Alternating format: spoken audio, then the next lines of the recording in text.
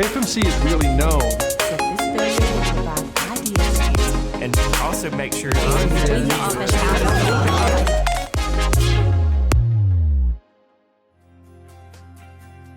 Hello and welcome into this week's edition of AFMC TV. We're glad you're joining us. You know, October is Breast Cancer Awareness Month, and today we are excited to welcome to the show Dr. Stacy Smith-Foley, the medical director at the Breast Center at CARTI. Dr. Stacy, welcome to the show.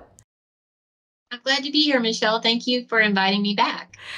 So let's kind of start from the beginning and just talk about breast cancer in general. It was so the forefront of everyone's mind. And then we had this little thing that happened in 2020 and a virus became the forefront of everyone's mind. And now that seems to be waning a bit, we've got a little catch up that we're needing to play. And so let's talk about breast cancer, because that didn't stop just because we were in a pandemic. Absolutely. So the main risk factor for developing breast cancer is being a woman and growing older. I like to say if you have breasts and you have birthdays, you have risks, even if you don't have any family history. So we did see that many women either delayed or deferred getting their mammogram during the pandemic. And as a result, we are seeing more advanced breast cancers being diagnosed. So there are still a lot of women who are behind on their screenings, whether it be with their mammogram or even their colonoscopy or even getting in to see their regular doctor. They're behind. And now is a great time to get caught up. The pandemic seems to kind of be at a steady state. It's safe to get out. And if you're behind, now's a great time to schedule. Talk a little bit about the fear factor, because we are talking about women who potentially may not have been to the doctor since 2019, if you will, for a decent checkup anyway. So I would assume that there might be a little more fear or anxiety in knowing, man, I really need to do this, but man, I'm kind of scared to do it. Well, I really think the best approach in that situation is just to rip the Band-Aid off and get it done.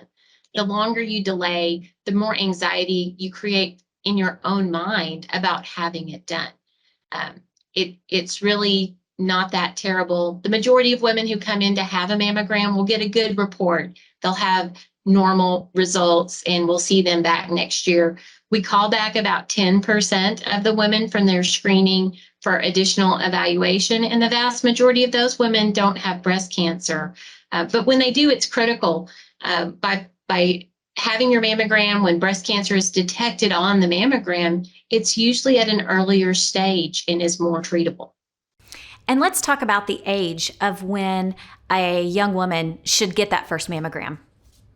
So if you don't have any family history and you're at average risk, women should start getting their mammogram at age 40, and they should get a mammogram every year. There is not a specific age when a woman should stop getting a mammogram, because the risk for developing breast cancer increases as we grow older. There is kind of a rule of thumb: if there's less than 5 years life expectancy, that may be the time to consider deferring the mammogram. But for most women, we're seeing women live very long lives. There's no reason to stop getting the mammogram. What about self-exams? Are those still a thing? Absolutely. I think women need to be aware of any changes in their body or breast, and women know their bodies better than anyone else. So they really need to lean into their intuition, even if they have a mammogram that's been interpreted as normal and they feel like something is not right. I would encourage them to follow up with their doctor and be persistent, get an ultrasound, get further testing. If you think that something is wrong, even if the mammogram looked normal, you need additional evaluation, probably with an ultrasound. Any new technology in the mammography field? Well, we've been doing 3D mammography for several years now, and we know that the 3D mammogram has two great benefits. Number one, it finds more breast cancers, and number two, it allows us to not call as many women back, so it has fewer false positives. And that is a win-win for a screening test. It's very rare for a screening test to increase its sensitivity and specificity at the same time. So, what I like to say about the 3D mammogram is the old 2D mammogram is like looking at the cover of a book, and the 3D mammogram allows us to see the words on the page. We see more detail, and that allows us to find smaller breast cancers. I would say the other new thing would be supplemental screening with ultrasound. So for women who have dense tissue, they need to have supplemental screening with ultrasound. The density of your tissue is not something that you can determine by the way your breast tissue feels. Like even when your doctor does your breast exam, they can't tell or determine whether or not you have dense tissue. That is truly something that is only described on the mammogram report. Most of us have access to our medical records via some type of portal. So the best way to find out what your breast density is to access your portal and take a look at your report.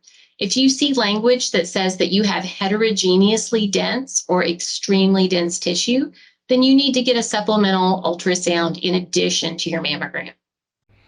And in those instances where a supplemental ultrasound is required, is that something that insurance, I would assume, takes care of? That doesn't need to be a stumbling block. Yeah, insurance typically takes care of it. It does require an order from your doctor, and there may be some type of copay. But even when a patient feels a lump and the mammogram is diagnostic, it's a covered service. The patient may just have a copay or some out-of-pocket expense. Okay. Let's touch briefly on when a diagnosis is given.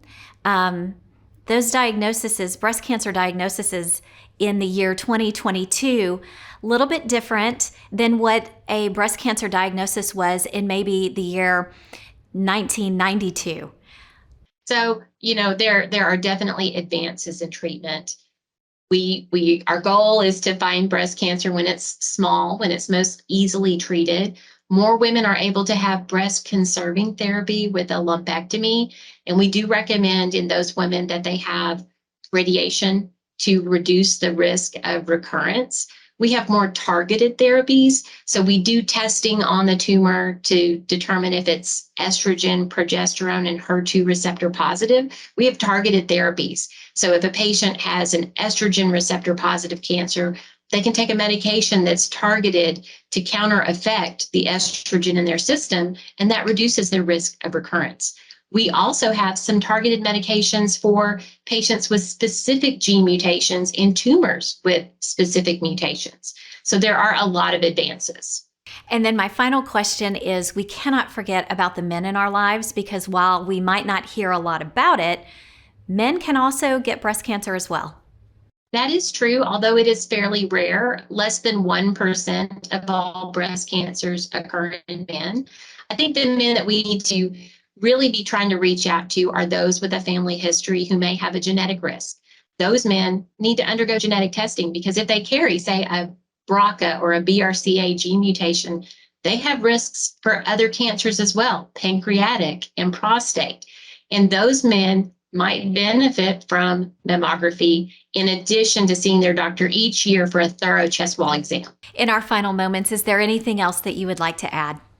Now, I would just encourage women to put the fear aside and to get screened. It's relatively easy. The amount of radiation is low. Most technologists are going to work with you to kind of help you through any concerns you have. They're only going to compress you to your tolerance. We have special paddles that are ergonomically curved, just like the breast.